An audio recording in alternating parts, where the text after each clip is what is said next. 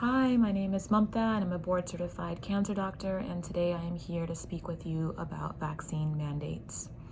For those of you who don't know me, I received my bachelor's in American history from UCLA, my medical degree also from UCLA, and my master's in public health from Harvard. I have been a lifelong advocate of vaccinations, and in fact, I have spent much of my career traveling the world, speaking out and writing about the same. And I share with you a bit of my background to point out that I am what most would consider an expert on the pandemic. As someone who was formally trained and educated in history, medicine, and public health, this subject is my wheelhouse.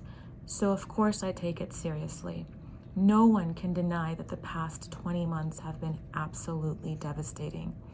On a personal level, I have lost family, friends, colleagues, and of course patients along the way. Every aspect of life, be it personal or professional, has been deeply impacted, as I'm sure has been the case for so many of you. All of this being said, I am not here to discuss the obvious. Is the vaccine good or bad? My personal opinion in that regard doesn't even matter, because contrary to what we've been led to believe, this is not a question about ethics. So there is no need to infuse and introduce good versus bad, right versus wrong into the conversation. This is not so much about what we decide to do as it is about how we go about doing it. And to that end, my goal is quite simple: to encourage people to critically think and to freely decide for themselves. This is, of course, in complete contradiction to what is actually happening all around us. I have been so disappointed to see people in politics, bureaucracies, academics, media, pinning tyrannical and un-American rules on the science. So here I am to share a different perspective, to prove that some of us actually do not toe the mainstream line. On the contrary, as someone who took a vow to always put the patient first, I believe that telling someone what I think is best for them is arrogant, and making someone do what I think is best for them is downright authoritarian. Science is neither arrogant nor authoritarian, it simply is. So there's really never a reason to mistrust the science. It's the people who interpret, manipulate, and exploit the science that we should actually be concerned with. And while you don't have to agree with my point of view, in fact, that is exactly what I'm speaking out against: the need to convince, criticize, coerce, conform. I do hope that you will agree that there are other equally valid perspectives. Instead of silencing these alternative viewpoints, my hope is that we encourage them, because there is always room for dialogue. So why now? Why have I finally felt moved to speak up? Mostly because I've been stunned at the shaming, fanaticism, and self-righteousness that I've been witnessing through a number of storylines that have been all over the news. And I've been deeply saddened to see people being mocked, canceled, and silenced simply for thinking and choosing differently. The intolerance has become suffocating, especially when we live in supposedly the freest country in the world. So let's start with the controversy surrounding Nicki Minaj, a highly successful entertainer who a few weeks back shared a story about the vaccine potentially affecting a friend's reproductive organs. After doing so, she simply asked her millions of followers to do their research before coming to a conclusion. In effect, she was encouraging people to make a conscious decision as opposed to a bullied one. This seemed like a decent thing to ask of people, to come from strength and not from fear, since we all know that nothing good ever comes out of fear. Yet next thing I know, Nicki is being slammed for stoking vaccine hesitancy and censored for spreading misinformation. The backlash and scrutiny that she faced shocked me, especially in light of the fact that the scientific community has already acknowledged a possible link between vaccination and hormonal irregularity. So it's not that much of a far-fetch to at least wonder if this may go on to ultimately affect fertility in certain people. And if we're going to be completely truthful and transparent here, it is impossible for us to predict the long-term side effects at this point, since the vaccine simply has not been around for long enough. While it's important to highlight all the good, we have to acknowledge that there is information we do not yet know. And we have to be willing to admit that there are always two sides to every coin. Mistrust and hesitancy are combated through integrity and honesty, not through sugarcoating and blanket statements. All of this aggravation aside, what really bothered me boils down to something pretty simple. Someone was brave enough to share thoughts, and her civil liberties were threatened as a result, all under the guise of science. Next, let's discuss Jonathan Isaac, a professional athlete who refuses the vaccine because he's already been infected with COVID and successfully recovered. Isaac is being ridiculed, labeled a flat earther for claiming that he shouldn't be required to vaccinate since he already acquired natural immunity through the illness itself. Again, I am completely baffled, as study after study, whether from Israel or the Cleveland Clinic, is showing that natural immunity is equivalent to, if not superior to, vaccine immunity. Furthermore, the data is actually showing that the vaccine may be more harmful to those who have already had COVID. So does that make all these highly competent study researchers from around the world flat earthers as well? Other countries have a separate category for those who have already been infected, yet here in the United States, we refuse to even acknowledge them as a distinct group. As Isaac and over 100 million other COVID-recovered Americans are asking, is this really about the science, or is it about something else? And then you may have heard about Kyrie Irving, another elite athlete who refuses vaccination. Let's just begin with the fact that Irving is a grown adult who is fully capable of making his own decisions. If he thinks that the vaccine is harmful, then he should not be forced to harm himself because we think that it's his responsibility to watch out for others from a pandemic that he did not cause. Who made us the moral police? This is about respecting sovereignty, about allowing people to make their own choices to forge their own destiny. This is about autonomy, about resisting the victim mentality, about understanding that the sanctity of the collective will never be possible without ensuring the sanctity of every single individual.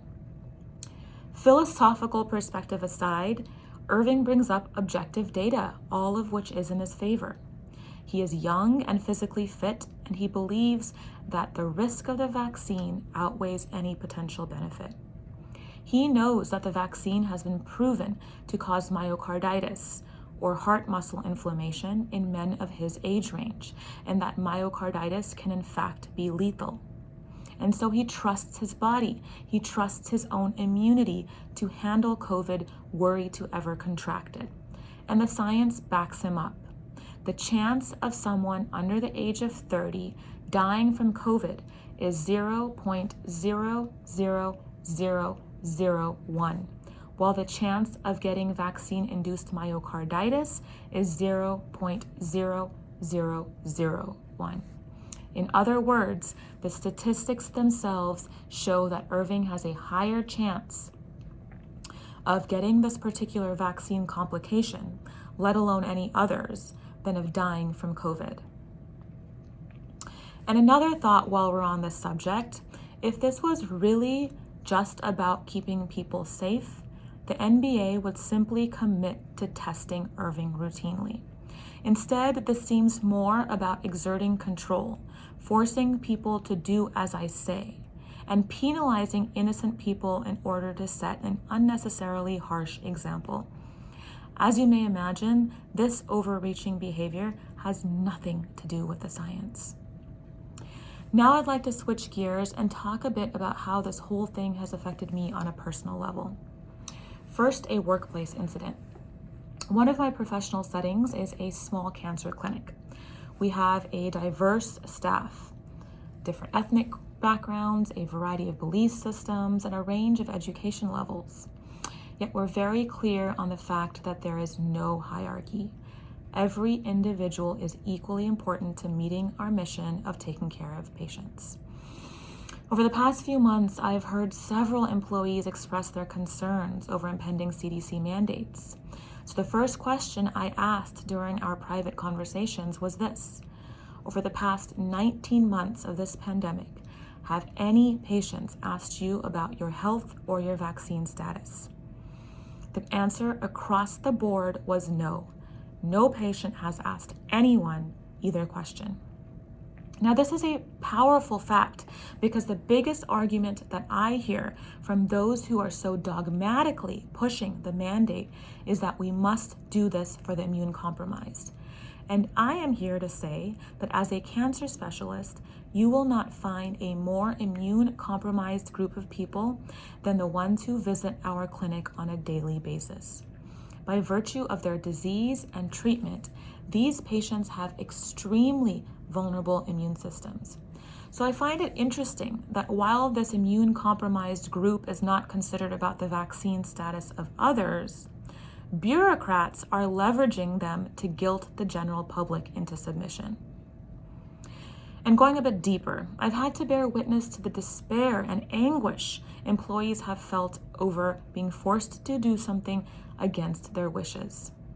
Just a few short months ago, healthcare workers were heroes to be celebrated, and now they're suddenly villains to be threatened. Get the vaccination or lose your job. Is this not a form of blackmail? No one should have to choose between putting food on the table and injecting something into their body, especially not in the United States. And what really got to me was when I was told that a senior colleague was insulting unvaccinated employees, ridiculing those with lesser credentials for making such stupid decisions. Upon hearing this, I was livid. How and when did this conversation become one of moral superiority? Call me old-fashioned, but I do not believe that the role of a doctor is to persecute, police, or preach. No, I believe it is our role to empower, educate, and equip. It is not okay that we are telling people how to feel and what to do. This is not how medicine should be, and it certainly was not how medicine once was. The healer used to be the village elder, the person you went to for guidance, the person you felt safe around, the person you shared your story with without fear of judgment. And the final incident is the one that really tipped me over. Some friends and I were planning a trip, and the next thing I know, I feel like I'm living a scene out of Mean Girls. Long story short, one individual was not vaccinated for medical reasons, meaning her healthcare provider felt that getting the vaccine could cause her significant undue damage. Well, it eventually comes to her attention that the rest of this friend group was discussing her status behind her back. To give benefit of the doubt, let's hope that these women were chatting not for gossip, but rather out of fear. If that is indeed the case, then first, as a physician, I am committed to keeping patient information confidential. This is one of my most sacred of duties, so it is an understatement to say that I am horrified that private medical information has suddenly become public domain. People do not yet understand how slippery the slope is, and they will not truly understand until it hits home. What will we be expected to divulge next, and how will we be discriminated upon its basis? The second point feeds right back into the fear. I have never witnessed such hysteria and panic. People are acting in irrational, insensitive, intolerant ways simply because they are being paralyzed by the fear-mongering. In this particular situation, for instance, it makes no sense that the vaccinated group was worried since the unvaccinated individual made a health decision in consultation with her doctor at her own risk. In other words, the unvaccinated individual posed no immediate threat to those who were already vaccinated. In fact, if anyone needed extra watching out, if anyone should have been fearful of the virus, it was actually the unvaccinated one. But the truth of the matter is that people are so preoccupied with their own well-being and safety that they seem to care less about the rest. I find this ironic and tragic, since the pro-mandate group cites compassion for others as their main motivator. So there it is. These are just a few of my thoughts on the subject. And summing it all up, I believe that we have the power to choose love over fear, humility over arrogance, agency over authoritarianism. And I would venture to guess that there are others out there who feel the same. Doctors who support vaccination, yet agree that understanding, balance, and compassion are key. Doctors who follow the science but do not believe in forcing anyone to do anything against their wishes. Although many of us have been afraid to speak up, I could no longer stay silent. It may not be much, but I felt compelled to say something on behalf of the millions of people who are being misunderstood and cast aside, called selfish and dumb simply for doing what they believe in. Over the next few weeks, I plan to share a series of videos, much shorter, I promise, with the simple goal of widening perspective and bridging this very divisive divide. While my thoughts may or may not resonate with you, I hope that we can at least respect each other's point of view. Thank you for tuning in, and so much love to you and yours on the journey.